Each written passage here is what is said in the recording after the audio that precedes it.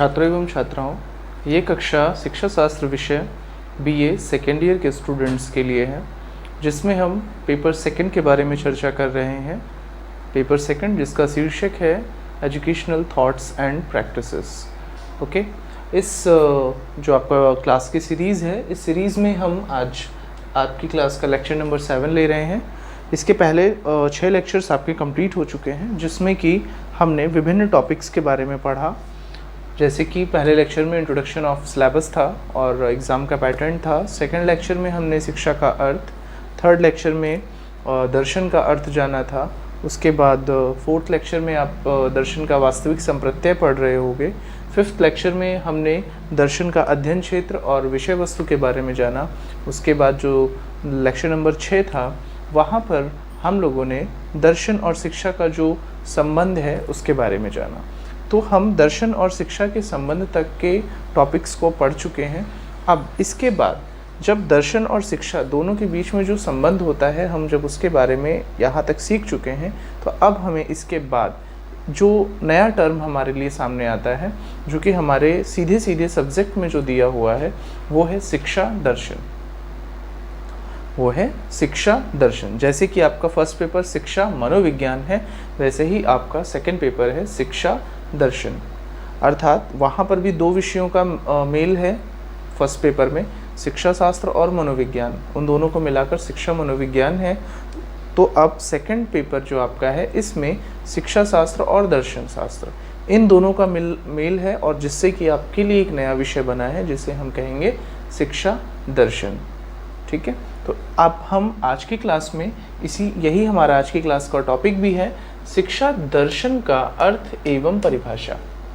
आज की कक्षा का हमारा टॉपिक भी यही है, शिक्षा दर्शन का अर्थ एवं परिभाषा।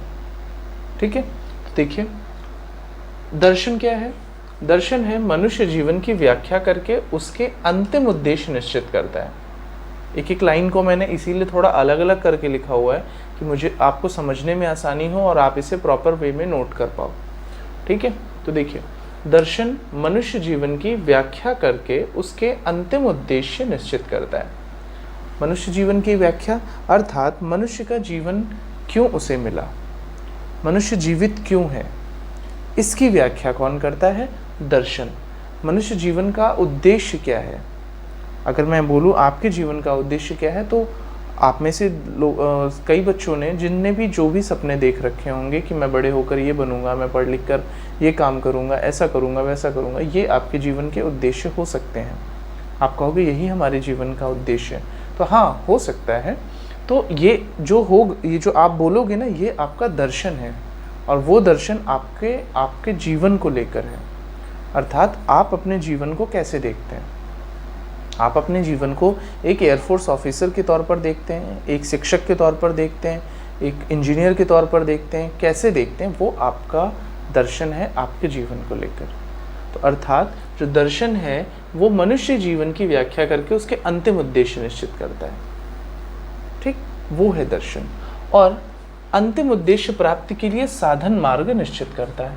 अब जो मनुष्य का अंतिम उद्देश्य है, जीवन का अंतिम उद्देश्य है, उसको प्राप्त करने के लिए क्या साधन प्रयोग किए जाएं, उनके मार्ग को निश्चित करता है। ठीक, वो दर्शन है, इसे हम दर्शन कहेंगे। ठीक, अब आपकी लैंग्वेज में जो आपके जीवन का उद्देश्य है, वो आपका दर्शन है। दर्शन शास्त्र की जो विभिन्न विचारधाराएं हैं, जब उन विभिन्न विचारधाराओं को आप पढ़ रहे होगे, तो उन विचारधाराओं में मनुष्य जीवन का अंतिम उद्देश्य है मोक्ष की प्राप्ति। अब उस मोक्ष की प्राप्ति के लिए जो साधन मार्ग निश्चित किए जाएं, या जो उस मोक्ष की प्राप्ति या उस मोक्ष तक पहुंचने के लिए जिन साधनों का प्रयोग किया जाना है, उसके बारे में जो डिस्कशन है, वो दर्शन करता है। वो हम दर्शन में पढ़ते हैं। ठीक है, अर्थात दर्शन वह है जो मनुष्य के जीवन की व्याख्या करके उसके अंतिम उद्देश्यों को निश्चित करता है और अंतिम उद्देश्यों की प्राप्ति के लिए साधन मार्ग निश्चित करता है। इसके लिए अंतिम उद्देश्यों की प्राप्ति के लिए साधन मार्ग निश्चित करता है। ठीक है, आगे देखते हैं। शिक्षा दर्शन में इन उद्देश्यों एवं साधनों की व्याख्या होती है। अब यहाँ से बात थोड़ी सी बदल रही है और दोनों लाइनों का एक मिक्स यहाँ से अर्थ निकलेगा। ध्यान से पढ़िए। दर्शन मनुष्य जीवन की व्याख्या करके उसके अंतिम उद्देश्य निश्चित करता है एवं अंतिम उद्देश्य प्राप्ति के लिए साधन मार्ग निश्चित करता है। पहले तो अंतिम उद्देश्य निश्चित करता है कौन? दर्शन। और उन अंतिम उद्देश्यों को प्राप्त करने के लिए, उन अंतिम उद्देश्यों को प्राप्त करने के लिए जो साधन मार्ग हैं उन्हें निश्चित करता है कौन? दर्शन। लेकिन जो शिक्षा दर्शन है, जो हम पढ़ रहे हैं, जो हमें पढ़ना है, जो हमारा सिलेबस है, जो शिक्षा दर्शन है, जो विषय है हमारा, वो शिक्षा दर्शन इन उद्देश्यों एवं साधनों की व्याख्या करता है। अर्थात शिक्षा दर्शन में उन उद्देश्यों की एवं उन साधनों की व्याख्या की जाती है। ठीक है। इससे शिक्षा दर्शन की एक नई परिभाषा पता चलती है। वो क्या है परिभाषा? देखिए, आपका टॉपिक भी यही है, शिक्षा दर्शन का अर्थ एवं परिभाषा। तो अर्थात शिक्षा दर्शन का क्या अर्थ बना?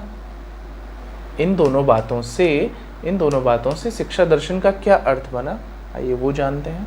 देखिए, शिक्षा दर्शन शिक्षा शास्त्र की वह शाखा है, आप पढ़ क्या रहे हो? एजुकेशन, अर्थात शिक्षा शास्त्र।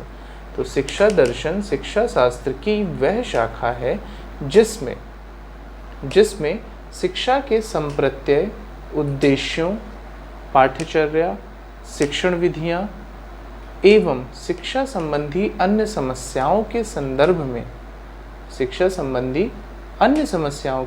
में विभिन्न दार्शनिकों, संप्रदायों के विचारों का आलोचनात्मक अध्ययन किया जाता है। फिर से देखिए, शिक्षा दर्शन क्या है? शिक्षा शास्त्र की एक शाखा है जिसमें शिक्षा के संप्रत्यय अर्थात एजुकेशन से रिलेटेड जितने भी कॉन्सेप्ट्स हैं उन कॉन्सेप्ट के बारे में, एजुकेशन की जो पर्पस हैं यानी कि शिक्षा के जो उद्देश्य हैं उनके बारे में, पाठ्यचर्या अर्थात जो पाठ्यक्रम होना चाहिए उनके बारे में, शिक्षण विधियों के बारे में यानी कि किस प्रकार की शिक्षण विधियां अपनाई जाएं उनके बारे में, एवं शिक्षा से संबंधित यानी कि शिक्षा से रिलेटेड जो भी कोई समस्या हो। समस्या से मतलब है कि किसी बालक को जब शिक्षा प्रदान की जाती है तो उसे सीखने में जो कठिनाई आ रही होती है, जो अन्य परिस्थितियों के द्वारा जो कठिनाई उत्पन्न हो रही होती है, उसे कहेंगे शिक्षा से संबंधित समस्याएं। ठीक है।